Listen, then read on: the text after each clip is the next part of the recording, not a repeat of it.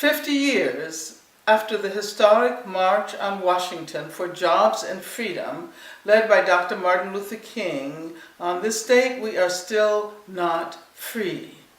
We are confronted with new modes of oppression, which today include mass incarceration of African Americans, Latinos, and other people of color, and ever-expanding methods of policing and surveillance.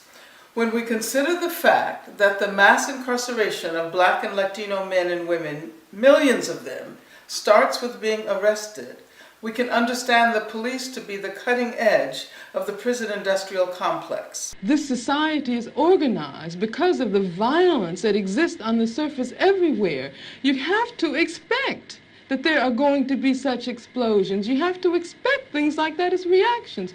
If you are a Black person and live in the Black community all your life and walk out on the street every day seeing white policemen surrounding you, when I was living in Los Angeles, for instance, long before the situation in LA ever occurred, I was constantly stopped. No, the police didn't know who I was, but I was a Black woman and I had a natural, and they, I suppose, thought that I might be a, quote, militant. I do believe we need gun control in this country, but controlling gun violence will also have to mean taking guns out of the hands of the police.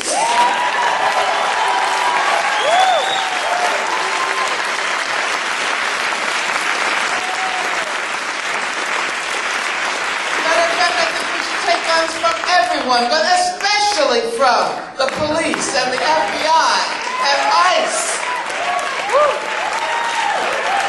And especially from ICE. We talk about all of the young Black and Latino men who are victims of racist police violence. Let's also talk about all the people who were shot for no other reason than looking for a better life across the border.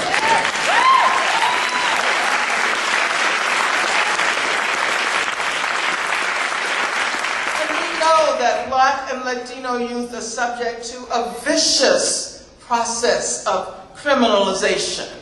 A process of criminalization that is ideological and it's also psychological. That is to say, Black and Latino youth have been so consistently represented as criminals that the mere sight of young men who are Black or Latino can strike fear into people's hearts. Clearly, current modes of policing and surveillance are not reducing violence in Chicago, and in too many instances, they are contributing to or creating it instead.